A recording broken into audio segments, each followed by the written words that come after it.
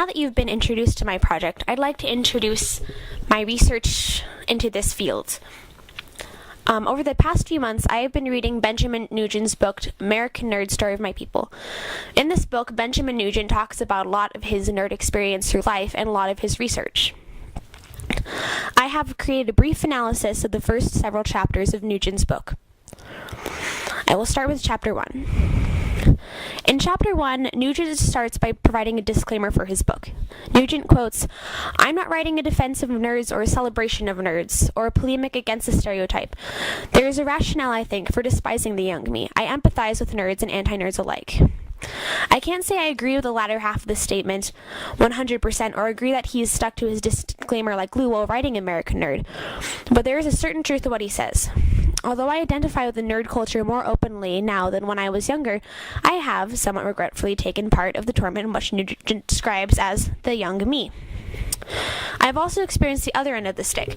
So when Nugent says there's a rationale in despising his younger self, I am reminded of my younger self and the people I picked on and teased during elementary and middle school, and remember that at the time I did have my own justifications. I remember thinking things like, it's alright to make fun of that person, he lugs around a rolling backpack, or spends all of his free time playing video games, etc. All of these now seem petty now that I'm older, and I wonder sometimes why my teachers during this time didn't discourage this behavior more frequently. As I grew older, I became less of that person who would poke fun and more of the benchwarmer type myself. What I'm trying to say is that I can sense where the hatred of these people may have come from, but why it was interpreted as something to hate I do not understand. The title of Chapter 1 is, What is a Nerd? The main problem of my project revolves around and seeks to understand this question. It seems that Nugent also jumps to find a source of information that I did when I faced this question, Wikipedia.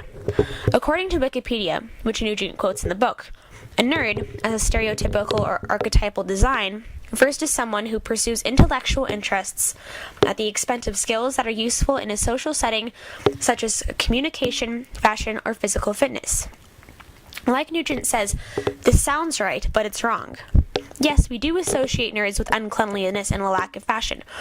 But how many nerds do you actually meet today who go uncleansed for weeks at a time in the pursuit of math or video games?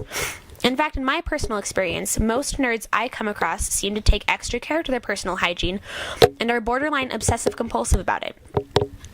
But I'm not like everyone else, so I can't make that assumption definitely. But it doesn't seem to me that nerds are fashionably impaired because they choose to pursue other things instead. It seems that they are recognized on sight by their lack of fashion. If we are, of course, going by the stereotype.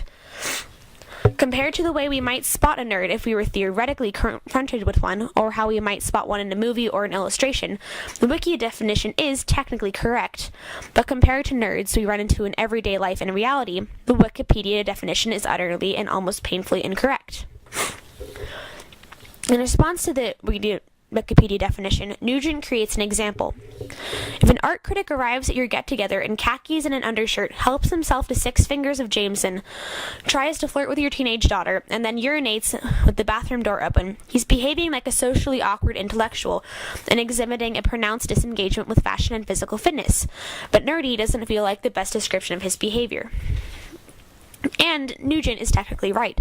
This art critic does display 3 of Wikipedia's so-called symptoms of nerdiness, which is the lack of fashion, proper hygiene, and social skills. But, by today's standards, he's not a nerd. Nugent also goes on to say, the problem with the Wikipedia entry, in other words, is that nerdiness is not really a matter of intellectualism and social awkwardness.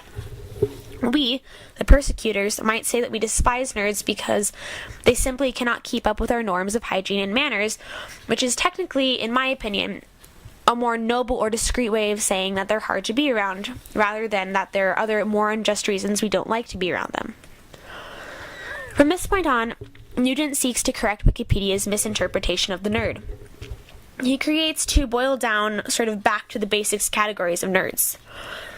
There's what I call the type 1 nerd. Nugent describes this type of nerd to be stereotypically male and machine-like in intellect and social skills. They also might pleasantly or unpleasantly remind people of machines. The symptoms of a type 1 nerd are having fear of emotional confrontation. They are afraid to communicate with others. And 2 favors the rational, defined, and logical over thoughts and actions without clear purpose of reason.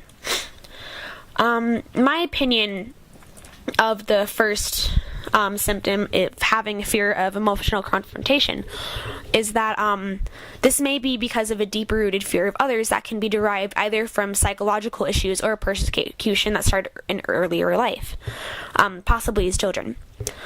If, for instance, a child is a late starter or develops speech later than other children he comes into contact with, he is subject to teasing from the other children. If a child is antagonized over his communication skills during these developmental stages, in my opinion, he or she will generally become afraid to communicate with others. As the child will get older, they might realize that basic communication is necessary in life, but that emotional confrontation isn't always necessary, so they will communicate only what they need to, but will avoid emotional contact with others. This fear of contact can also develop through some situations in homeschooling.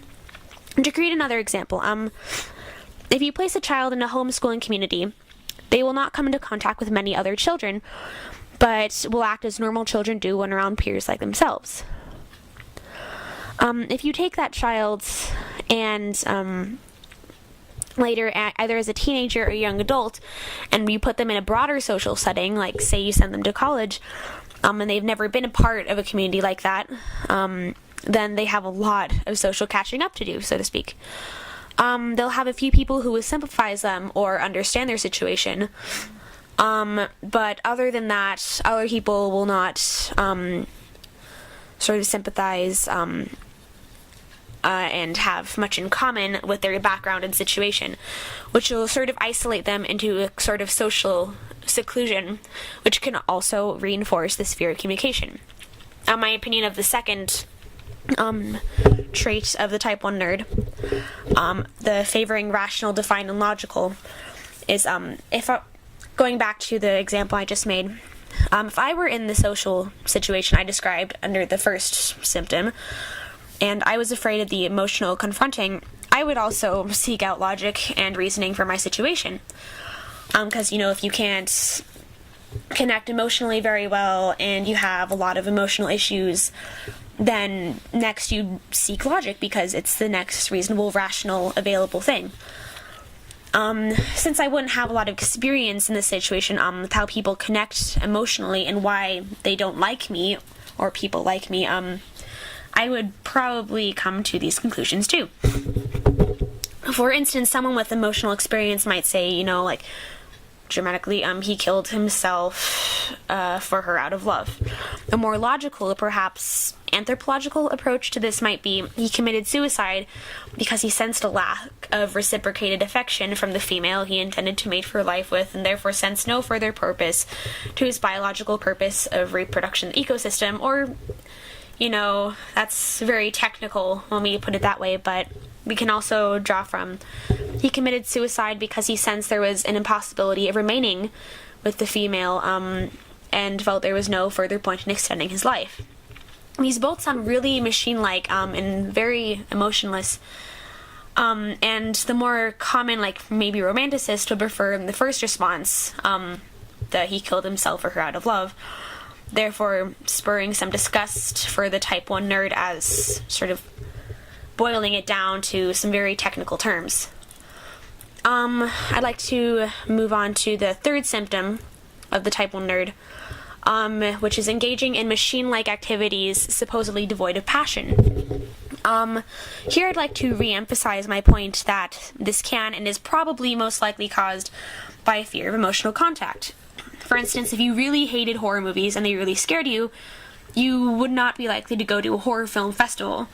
It's really a similar situation here. If you were really afraid of emotional contact and despised it, you wouldn't be watching Oprah every night or cracking the spines of many Jane Austen novels.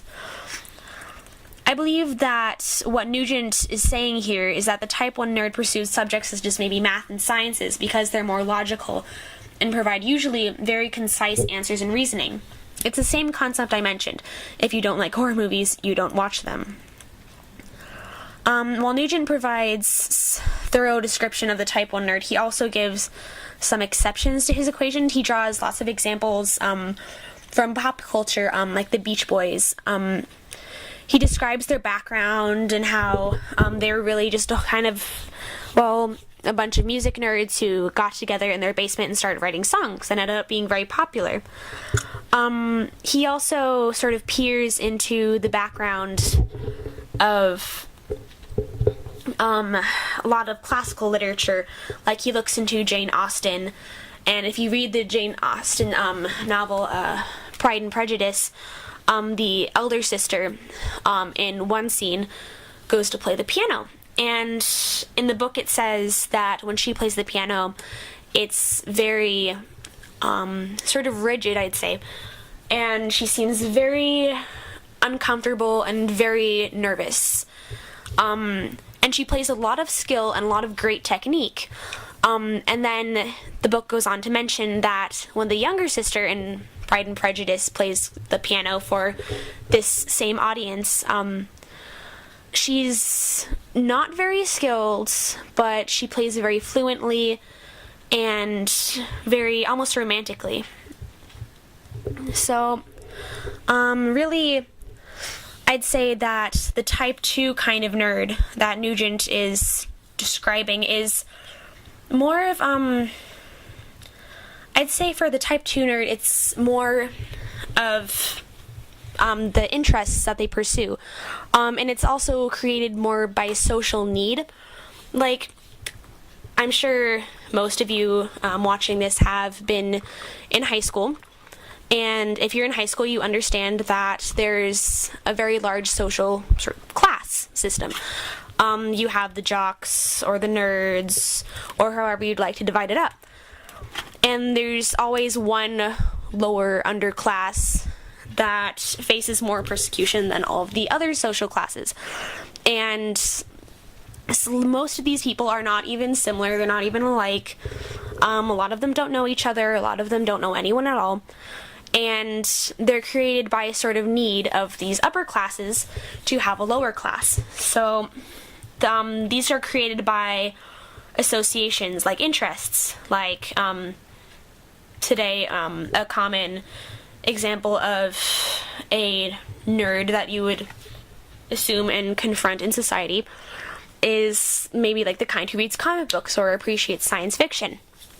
If you find these people and you realize their interests, they're associated as nerds because they have these interests, and they're not like the type 1 nerds. They're not completely devoid of emotion, because if you've read comic books or you enjoy science fiction yourself, you know that a lot of them have very emotional topics, and they're very easy to connect to emotionally, and the stories are very similar to the ones you see on television.